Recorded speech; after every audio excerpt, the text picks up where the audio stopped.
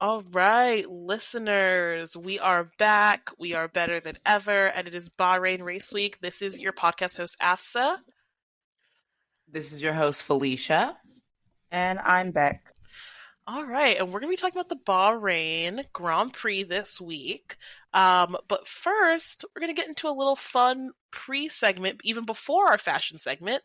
Guys, I went to an F1 watch party this weekend. Oh my God, how was it? It was fantastic. I went to the DC Motorsport watch party in Tysons, Virginia. Shout out. So what exactly was it? So basically I don't know if they rent out, but I'm going to use the word rent out. They rent out a space at like a local to different places in DC, like bar, restaurant area. So ours was like a little pizzeria, so it was like very Ferrari themed. The place already had like a Ferrari wall before they started becoming like an F1 watch party place. So like they're not new to this. They do it at this place called Duke's Groceries in DC that's like British vibes. They do it like they have a couple different bars they've been partnering with over the years in DC. And then they also just partnered with the F1 arcade in DC to do cool. sprint and quali watch parties.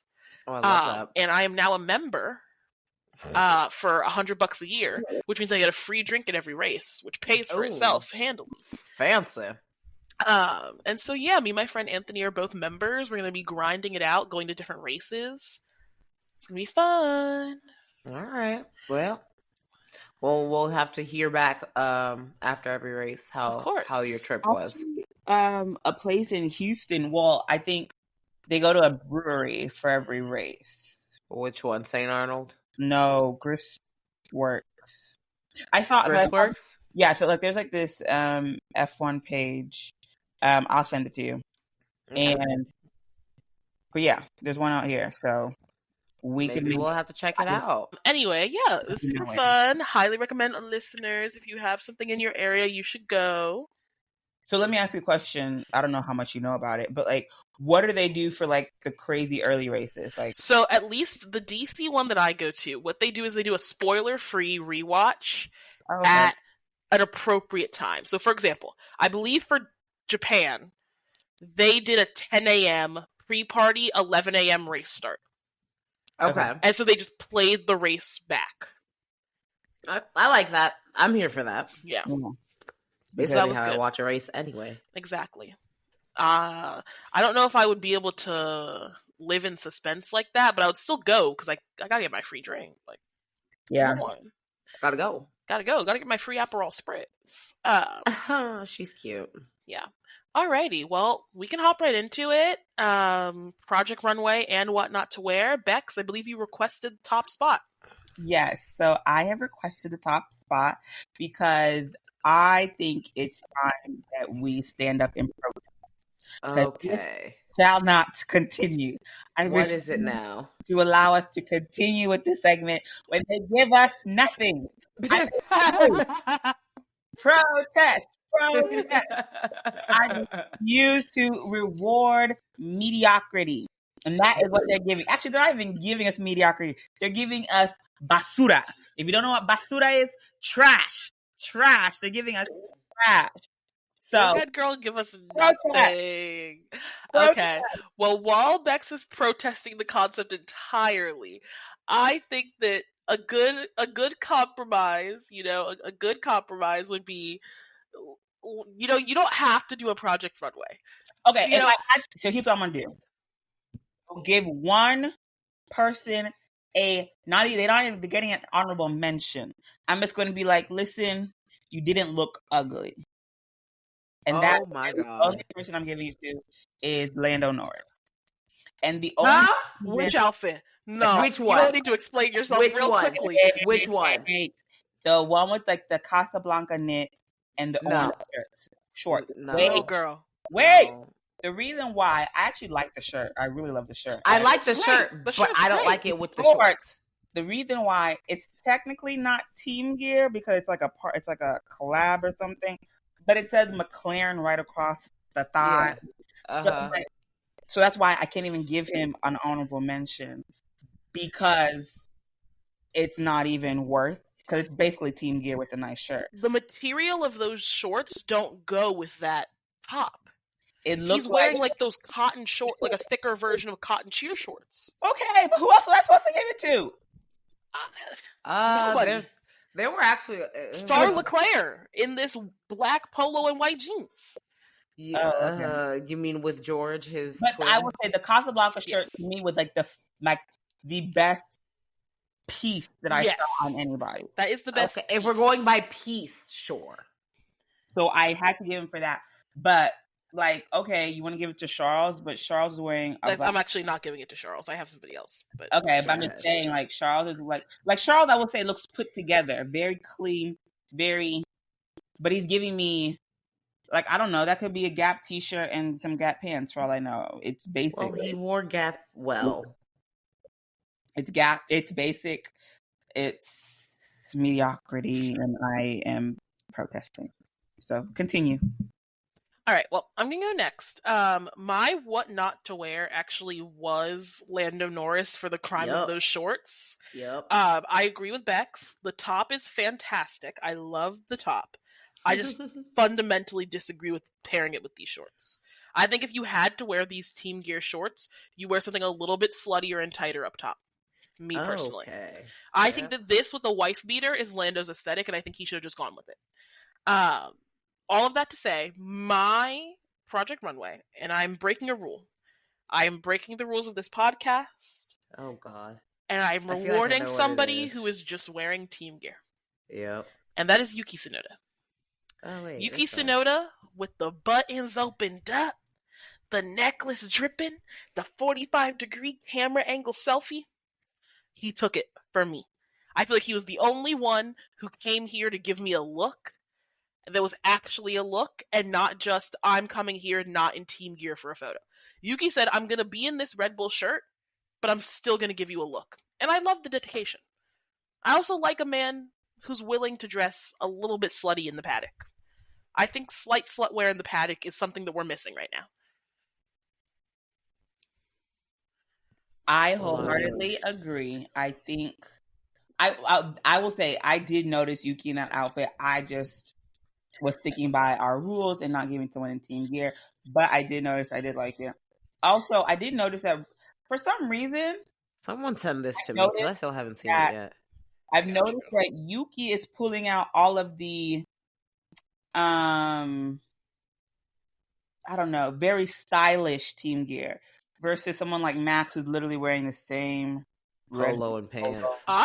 Max on Media Day showed up in AlphaTauri instead of Team Gear. He did. I did see that one. We so proud of him. I didn't like the outfit, but when Yuki pulled up in the the black on black Red Bull, I think it was like his first race. Which was I saw that one.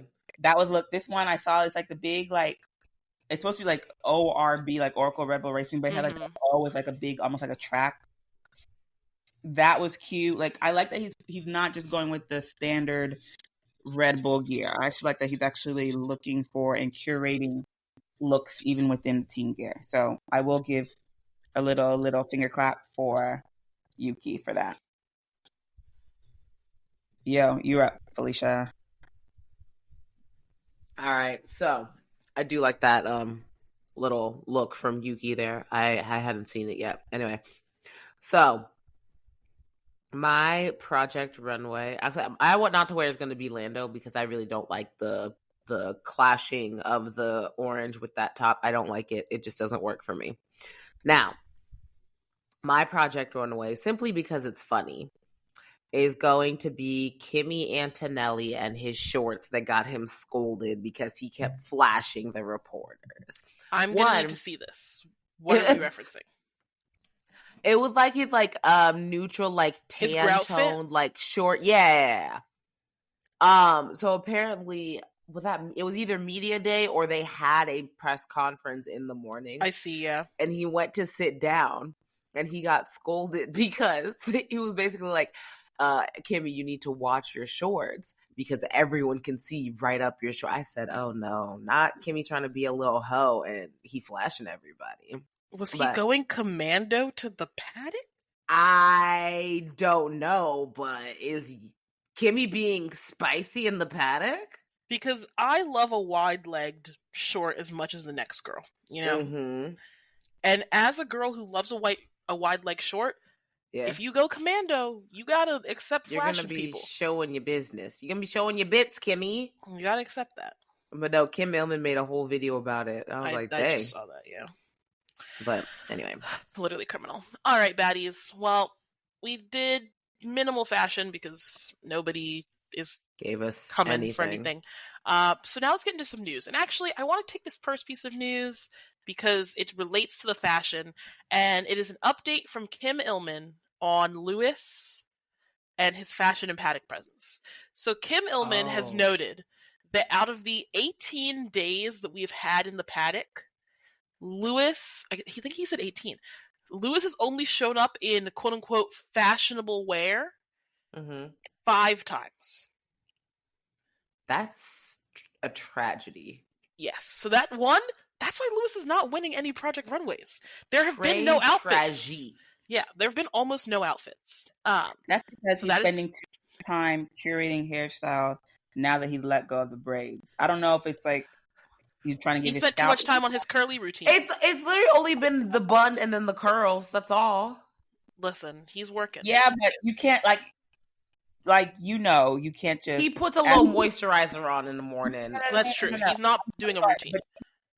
He's not doing a routine. Y'all know that we can't just pop out with curls that are actually.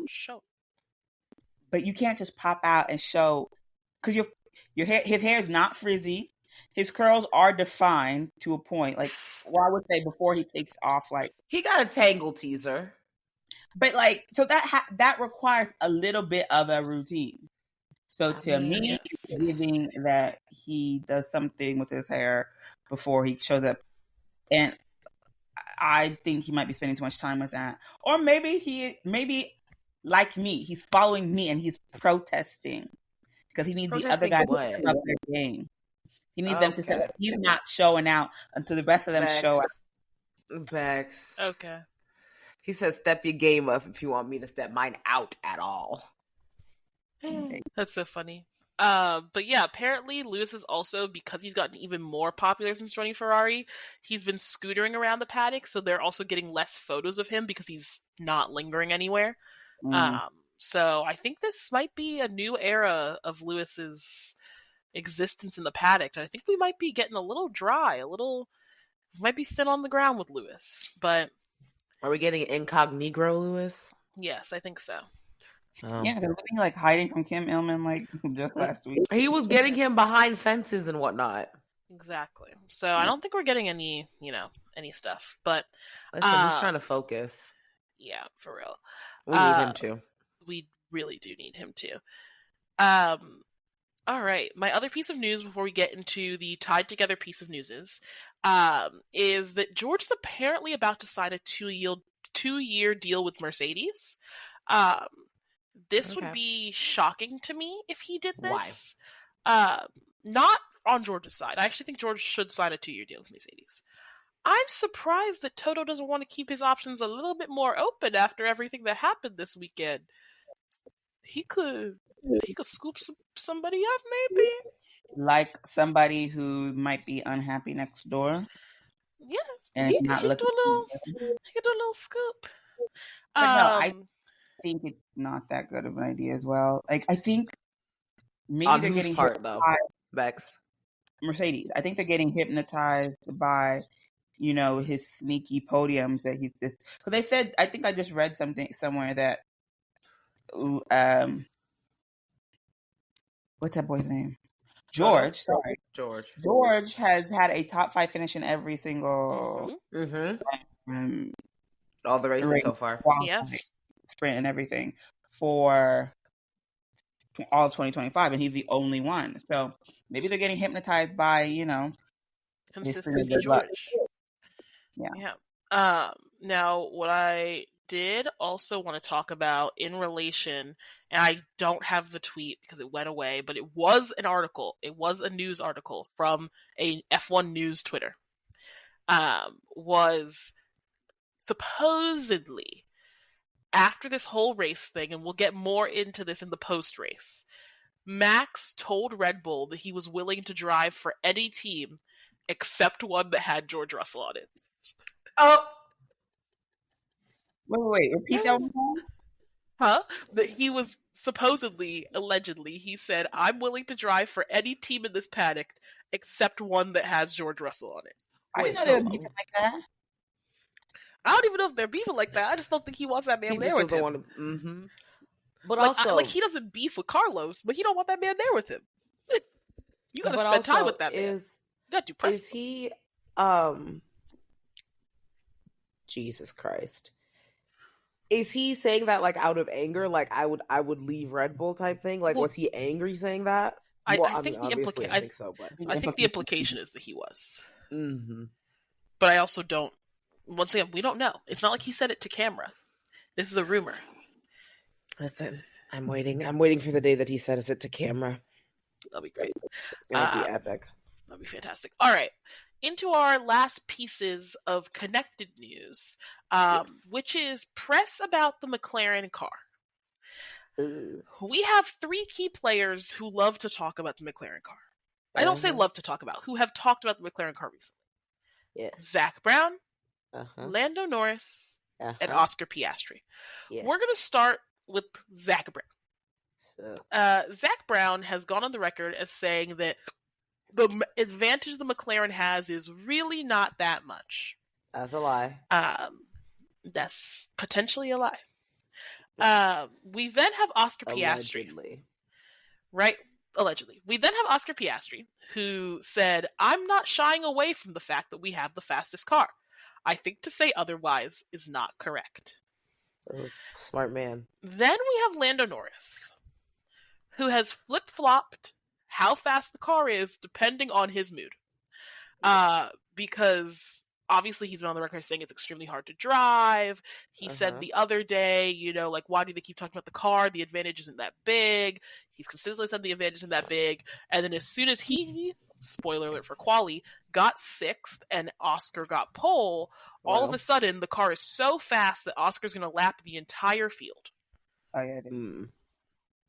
All I have to say to McLaren, y'all gotta pick an internal story and stick with it. Something. Y'all ain't got no PR person telling you to either dog on the car or not dog on the car. And to be honest, I was Zach Brown as CEO. First and foremost. I don't know. For me, McLaren just gives like McLaren kind of gives me high school almost in a way. Like the whole team gives me high school. Yep. Lando's a popular guy. Oscar's like the quiet nerd. Like they just, and Zach Brown is like the principal. No, Zach Brown gives me like quarterback. Like, no, I take that back. He one of the kids. No, I take that back. You know what Zach Brown gives me? Zach Brown gives me head coach of a football team. But there we go. And who had previously attended the school. We go. And he's like, who still thinks he's one of the boys, one of the big man on campus. Doesn't fully understand that he is supposed to be a leader and supposed to be in charge of this whole thing. But no, he's giving me someone who peaked too early in life a little bit. But anyway, that was just a tangent. I don't know where that came from. But no, I do think that they just kind of, I think Oscar is the one who's speaking the most sense. Obviously. Naturally. Lando's narrative changes as he sees fit versus how his performance is that weekend. That's just kind of how he feels about the car. So, which I think he just needs to be a little bit more introspective and be like, what you're actually wanting to say is like, you need to speak on your own ability with the car. Mm-hmm. Oscar's been consistent outside of like, I think Australia. Yeah. And even then, he like would have been fine if he had not. He would have won. Yeah. Yeah. So we shall see. I mean, the main one people need to deal with is Zach Brown, though. Honestly, there's nothing actually to see. It is just going to sort of be a revolving door of, because like now I think about it, Max was very well. Now I think about it, I don't remember Max. Well, Max, he was always like very open to the fact that they had the best car, right? Yes. He routinely said they had the best car. He like outright called it a rocket ship to the extent that he named the car Rocky. Mm. And also like one time when Charles couldn't beat him and the press was like, Charles, what did you do wrong? He went, Charles didn't do anything wrong. I have a rocket ship under me. Well. Charles couldn't have beat me if he wanted to. Yeah. Well. And then I remember, like, Lewis kind of got some heat because I think at some point when he was sort of just like all out, beating teams, he was sort of like, it's not just the car, it's the driver.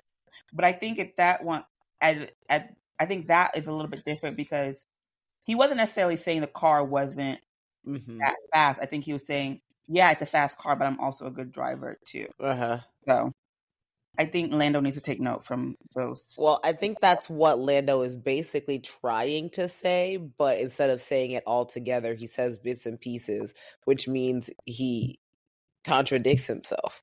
Here's the problem. Lando has made it extremely clear before this year that he does not believe it is a combination of driver and car. He has been abundantly on the record that he thinks your car basically determines your output, and then it's up to you to make minutia tweaks that determine whether you beat one people or two people, basically. Mm-hmm. And so it's like, you expect me to believe that you changed your opinion in the last 3 months about an opinion you've had about racing for 10 years, bro? I don't believe you. I'm so sorry.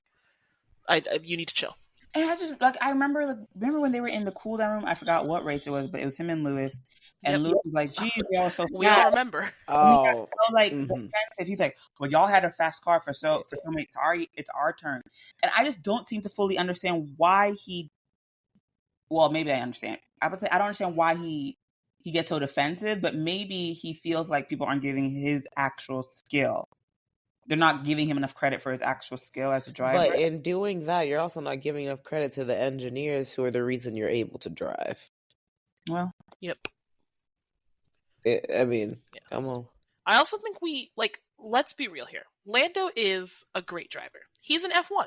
He should be a great driver. They're all great drivers. Yeah. The reason why you don't get recognition for your quote-unquote talents when you're in a rocket ship.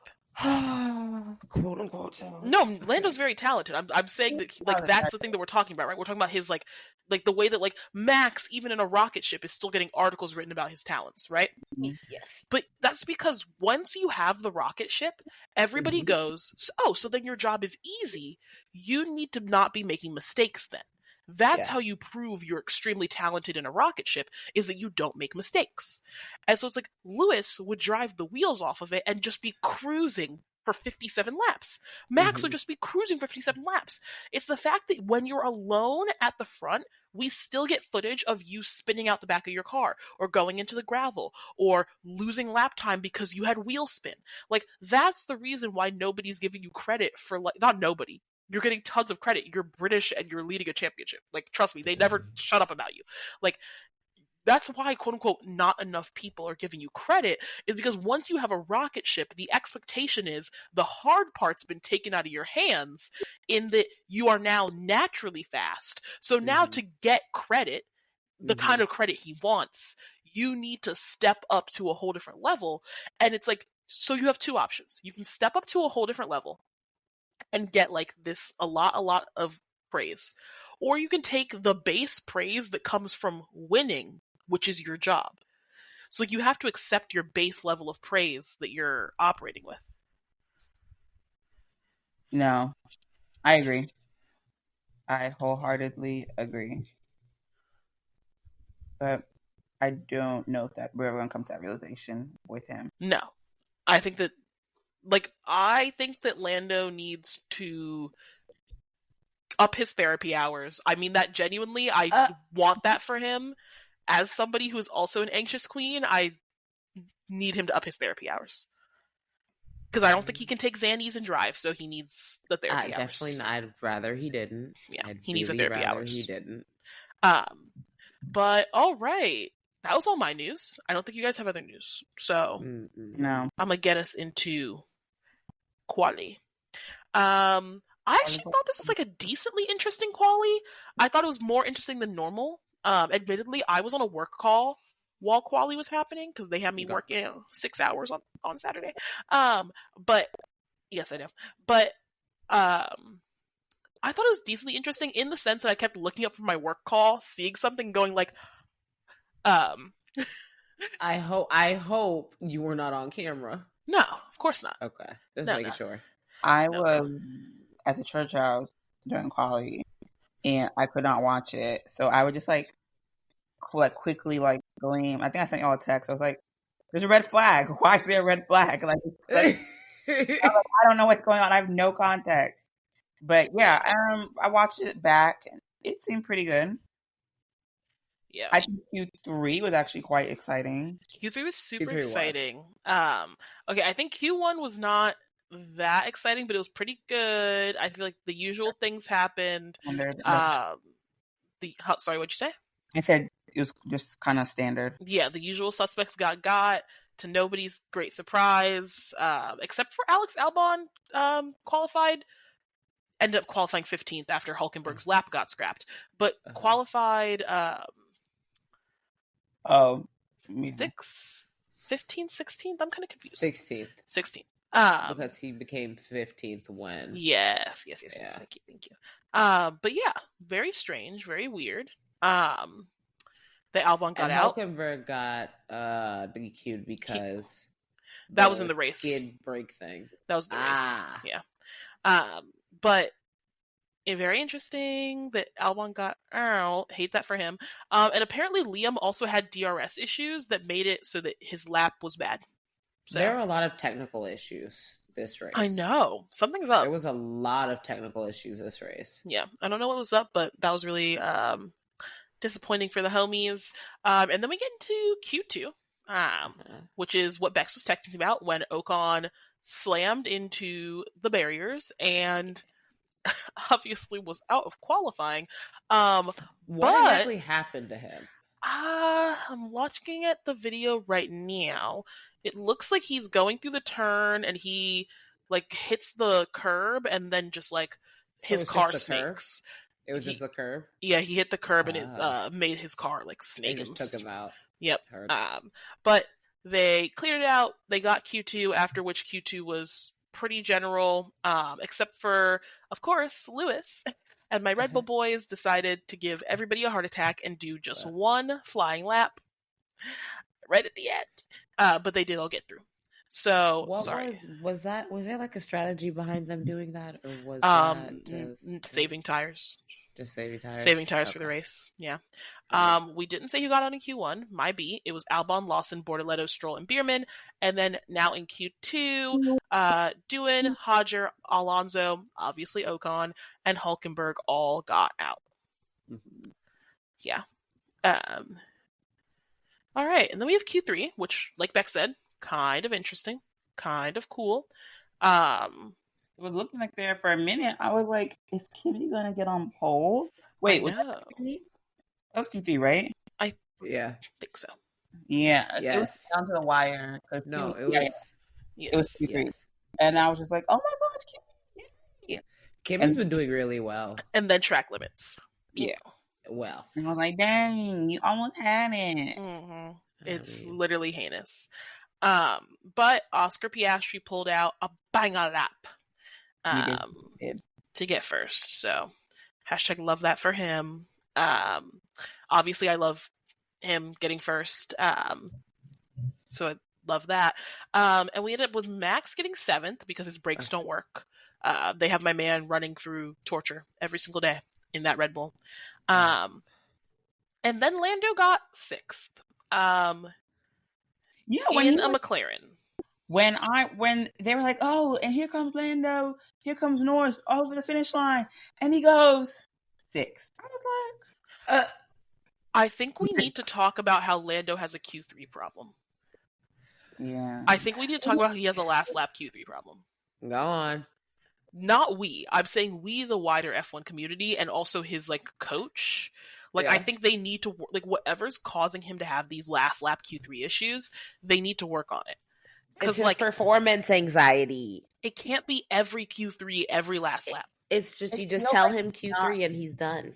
It feels like Q2, he's being quite aggressive. And then for some reason, he's like, oh, I'm good. Like, my times are good. No, like, I don't know if he just fully forgets, like, the full-on racing aspect of Q3.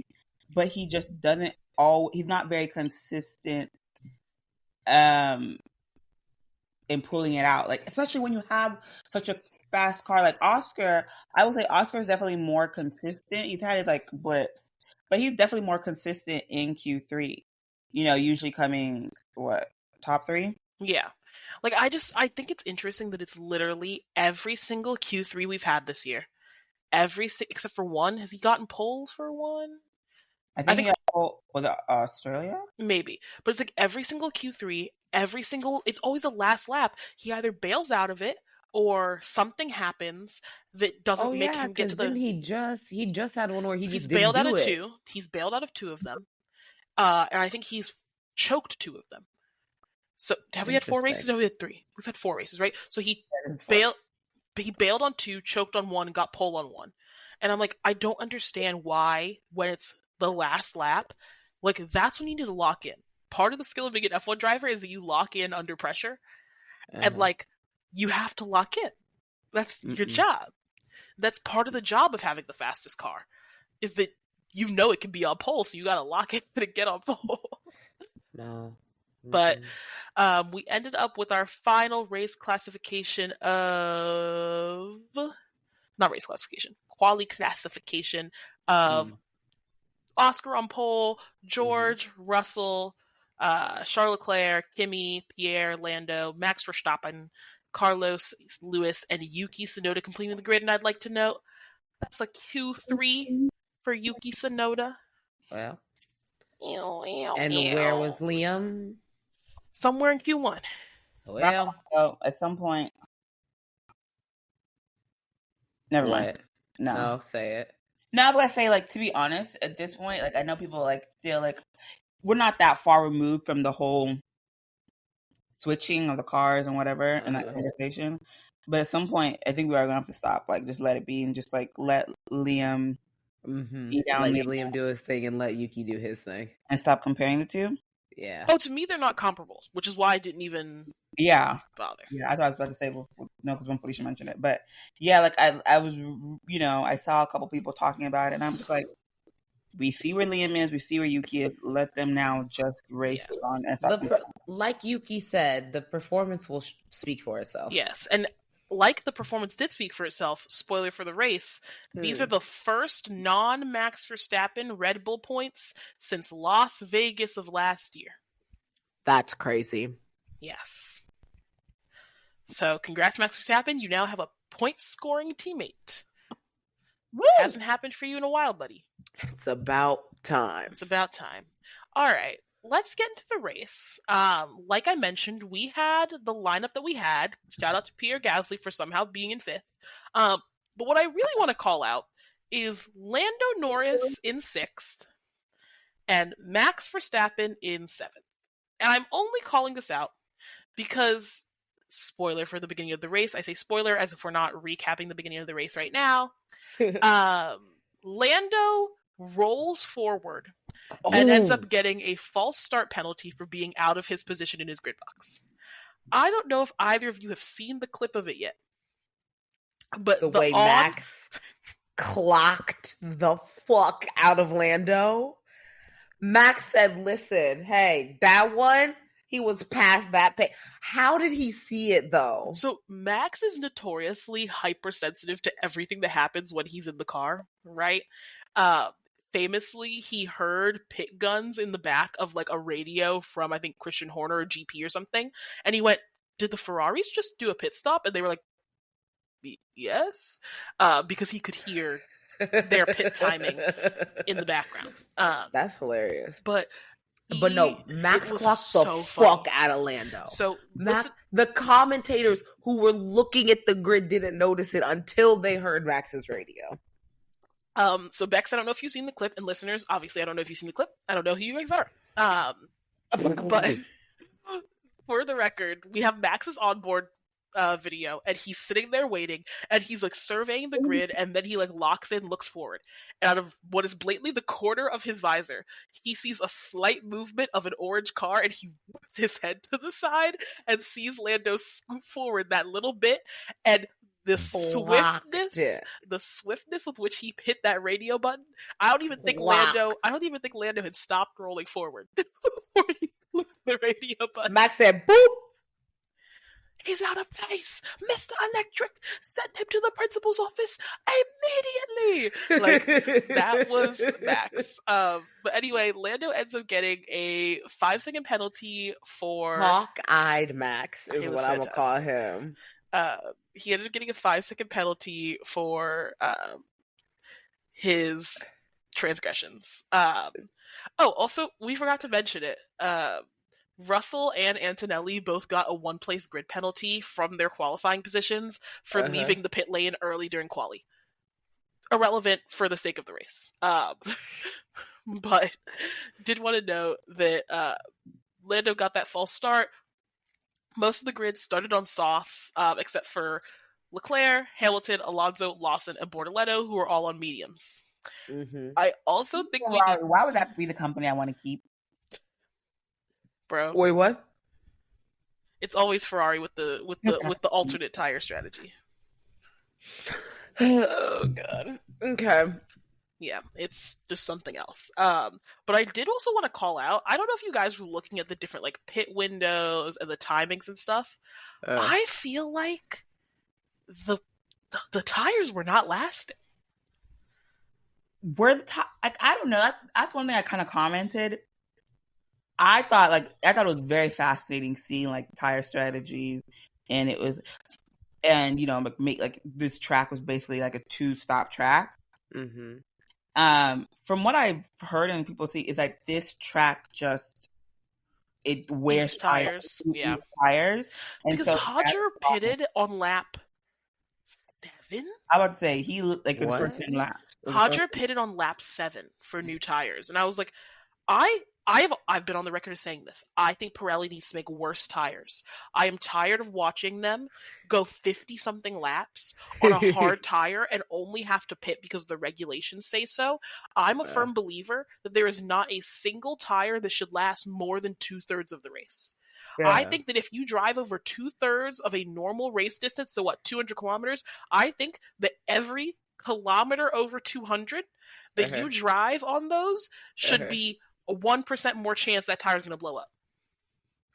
1% more. I like that. So that if you drive like almost the end of the race distance, guess what? 50-50. Every rotation, we're flipping a coin on if your tire's about to blow up. And if you try to pull an Esteban Ocon and leave it till the last lap, you're living on borrowed time. Yeah, I like that. I think that they should start honestly disintegrating. But the thing is, I don't not in the way the F1 tires disintegrate now, right? I'm not talking about softs that just get slow. If you run on them for too long. I am saying you should have normal tire deg where they slowly get slower. But I don't want the drop off to have no bottom and you just all of a sudden become slow. I think there should be drop off, and there's a certain point of drop off where it's the drop off is no longer interesting to me. The tire should start actually disintegrating and blowing up. Girl, the race on 3 tires. Yeah, a la Lewis Hamilton finishing the race on 3 tires. Your tire is literally just you're on a rim. Well, exactly. Which is why I'm saying I think that they should be deterred from these, because there are some of these tracks where they pop on hards and then they wait until 10 laps from the end to pit, and I'm like, I don't want that.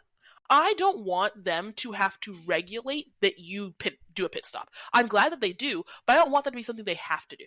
I want it to be a natural consequence of the race that, if I don't pit my driver, every single lap I don't pit him, there's a decent chance our tires blow up and we're out of the race. That's my incentive to pit. Not because I'm forced by the FIA to. But because a tire strategy. Yeah, I want them to force tire strategy. I want you to have to do it. Well, that's all I'm saying. They're not going to. No, they're never going to, because Pirelli is a brand to protect, and they want to make good tires because we're a good tire company, and they represent the brand. I don't care. I don't care about your brand. Am I dumb? Do Europeans drive on Pirelli tires? In real life? Not that I know of. So then what brand are they protecting? What do they make? They what probably do a lot of other motorsport tires, I guess. Sounds like a very inelastic market. Anyway, we have our start. Piastri, great start off the line. Lando, great start off the line with his false start. Max, horrible start off the line. I don't know what my man was doing. I have no He was clue. trying to see where Lando was on that paint. Yeah, and his start was bad. It was really bad. We had Russell locked up in turn 1, almost took out Piastri. We had Charles, okay start. Gasly, surprisingly okay start. Sainz, great start. Love it for him until it all went wrong. Yeah. And so by all went wrong, I meant it's his fault that it all went wrong. But, like, it did all go wrong. It did all go wrong for him. It did all go wrong for him. Any opening race thoughts from the baddies? I think Oscar had such a great race. They actually paid him no attention. Yes.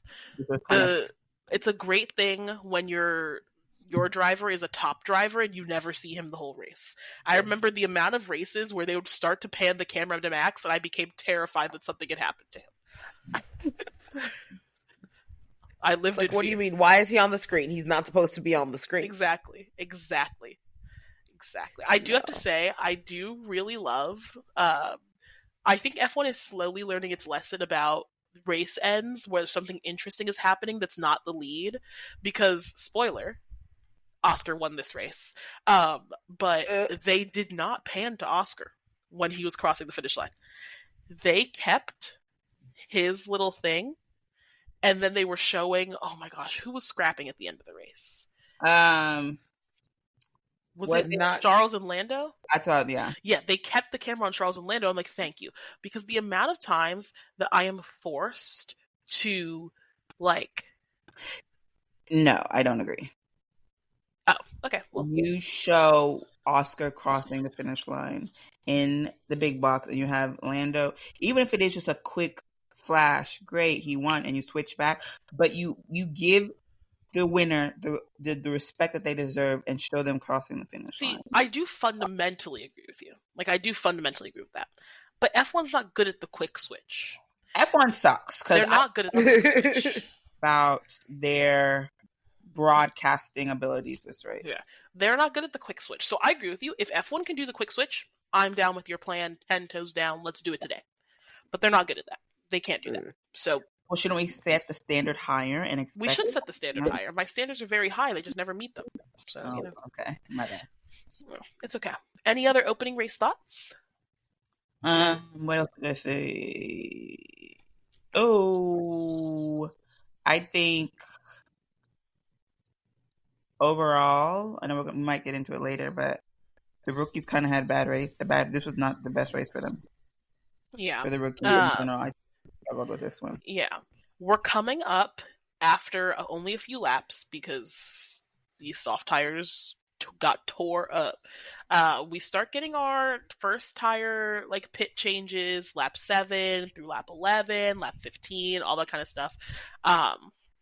Everybody starts going in, and we start to see some absolutely horrific pit stops from Red Bull.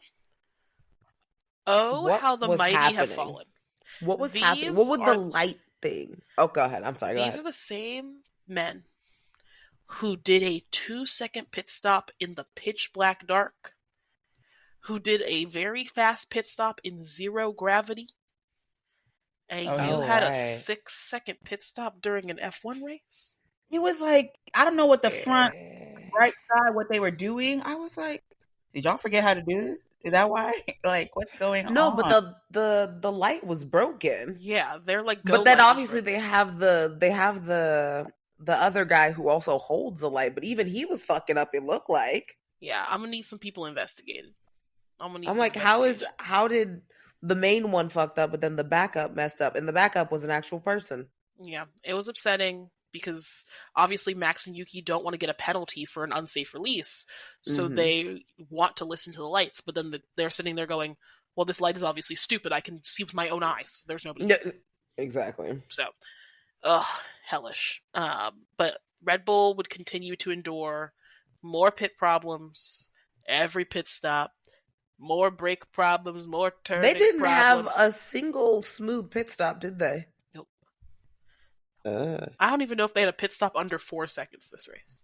At least they didn't put the Yikes. same bad tires back on the car. Oh. That's true. That is true. That is Who true. did that? Who did that? Who do you think? Who do you think? Y'all. You know who did that. But don't they put them to the side when they're done? Why would they go back on? I don't know. You don't see it because used tires and fresh tires look very different. I think there's a good listeners. We're talking about Ferrari. I think there's every chance that they put like scrubbed softs that have been like, were they their quali softs? Maybe They were just used tires. Yeah, so it's unfortunate. But all right, we start getting to our first pit stops, and then honestly, I feel like people start doing their moves. People start, working, shaking, moving, bop, bop, bop. One thing I will say I was kind of glad is that this race, at least for the graphic that when I was watching, they kept like what tires they were on, because like halfway through the race, it was just like everybody was on anything, and I was like, I don't fully understand I don't know who's been on what tires for how long, for how many laps.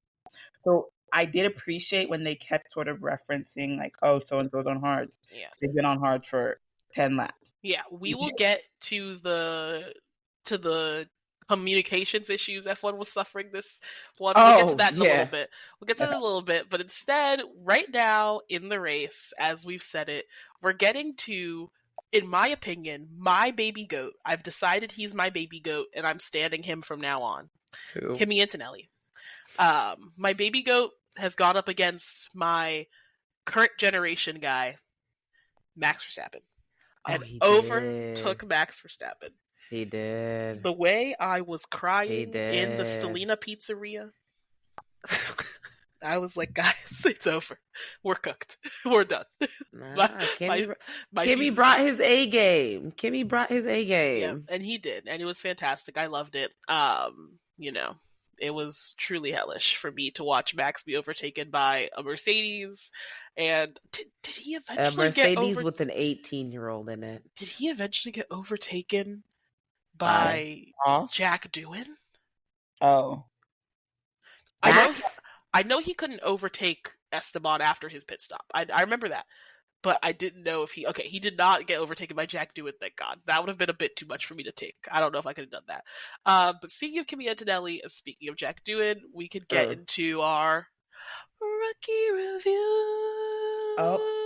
Rookie review. All right. How did our rookies do this race? Answer, not great. Well, Isaac kept his balls, so... Isaac did have balls, and he did beat his teammate, another rookie. Yeah. So, rookie. Okay. Not looking great. We got rookie on rookie violence. Hodger did great. He beat Liam. Liam did not do well. I don't really know why. What did Liam finish? Where did Liam finish? I'm checking the stats. Was it 16th? Google, show me this guy's balls. I'm checking. Wow, no acknowledgement of my Google show me this guy's balls meme. Okay. That's fine. Show me these guys' balls. Why do you want to see his balls? You don't know the meme, Google show me this guy's balls? No. Felicia, come on. I'm going to tell you right now, if there is some type of popular culture reference, I'm probably going to miss it. It's just a funny sound. Liam finished 16th. Sorry. Aha, I was right. Yes, Liam finished 16th. Okay. But, all right, at this point in the race for our rookies. Rookie review, #review. Sorry. Where was Ollie this race? I feel like you saw him for like points. a minute and then, right. He was what, 9 or 10? I think he was 10th. 10th. He got 10th, which love that for him. Point. Yes, he got a point. He was, he was doing his thing. He was making his way up, but like nothing insane happened. Wait, no, because he came from the back of the grid though, didn't he? Oh yes, he did. Ollie did some overtaking, didn't he? Yeah, he was doing overtaking all race. It just wasn't anything insane. Yeah. Like in terms of like things. That's why I was like, where was Ollie? I kept hearing his name, but I was like, I didn't know what was going on with him too much. But he was back there overtaking. Good job, Ollie. Yeah, Ollie was overtaking, and then Antonelli, he was overtaking goats. Proud of him. Love that for him. But he was also suffering. He was also suffering a lot. What do you mean? Well, he didn't score points. Sucks for him. Yes. Poor baby. He got a qualifying penalty. Sucks for him. Poor baby. Yeah, he was just having a lot going on. So, what was his penalty again? It was because he left the pit. He left the pit early. Yeah. Him and George. How did that even happen? Were his mechanics not paying it? Yeah, they just released him early? Yeah, they released him early. So, very unfortunate, but, it is. Oh, that sucks. Yeah, it sucks for him. But there was a lot of technical difficulties. Lots of technical difficulties. The rookies were not doing great, but that's okay. Yeah. All right, we can go to our... Aren't we missing a rookie? Oh, where was Bortoletto? Just trucking along in 19th, huh, baby? I think so. I don't remember seeing him. Oh, poor thing. I don't remember seeing him at all. Is that all the rookies? I think that is all the rookies. I think that's all the rookies. All right. Well, I would say that we should talk about the entire rest of the race. Oh, Jack Doohan. Where was he? Oh, I don't know. We're just forgetting all the babies. He ended in P15. So. Okay. I mean, yeah. Yeah. To be expected. Yeah. So, unfortunate. He just kept stacking down after people passed him. I mean. After that first stint. So. I mean. That's unfortunate.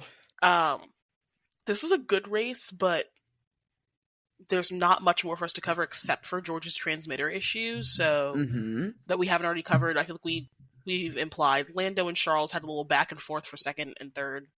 I will say I loved Charles' defensive skills in that little back and forth. I said, go ahead, Charles. That was great. Because Lando was trying. He was working.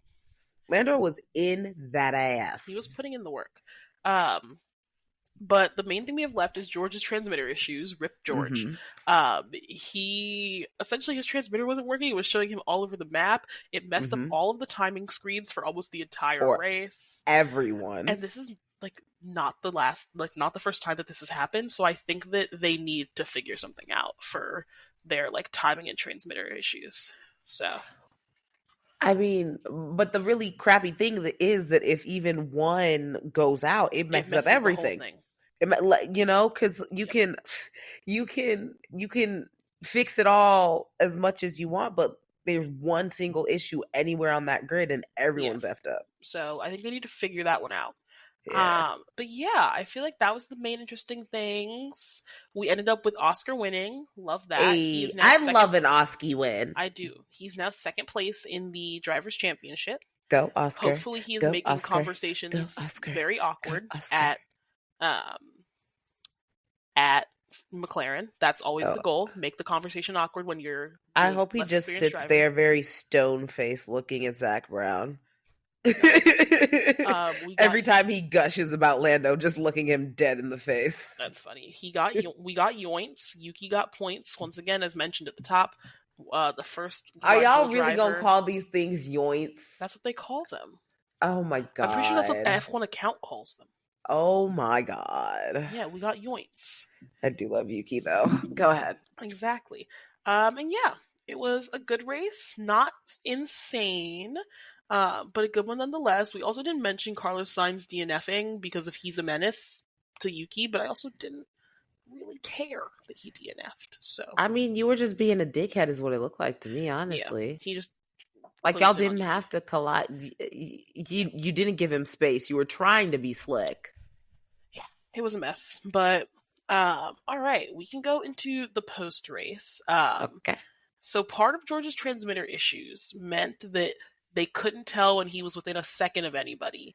Yep. And so he like couldn't effectively use DRS, and so there was one moment where he, and I guess also his like buttons were messed up, where he pressed the radio button and it opened his DRS for some reason. But he avoided a penalty for inappropriate use of DRS because he did not actually gain any time from it. So love that. So even with there being like connectivity issues and things like that, where it's very obvious he would not know, like he could possibly not know when he was using DRS, they would still penalize him. Yes, because they would say that it's on the team to figure out when he can use DRS. Similar to, like, for example, there have been times where Max's DRS was broken, right? Okay. If it broke and it broke to stay open, he's getting penalized.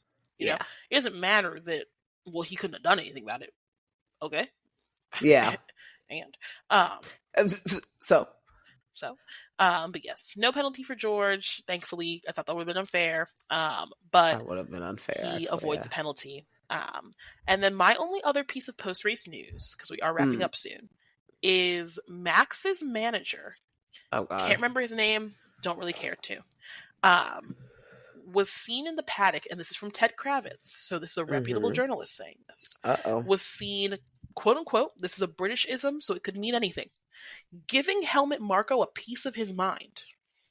Was that cursing Helmut Marko out? Was that a heated discussion? Was that screaming at him? We'll never know. Because British. But the Brits got to keep it polite. Exactly. So, more to come from what I'm going to call a screaming match. I'm going to just go and say it. I'm going to say screaming. I'm going to say...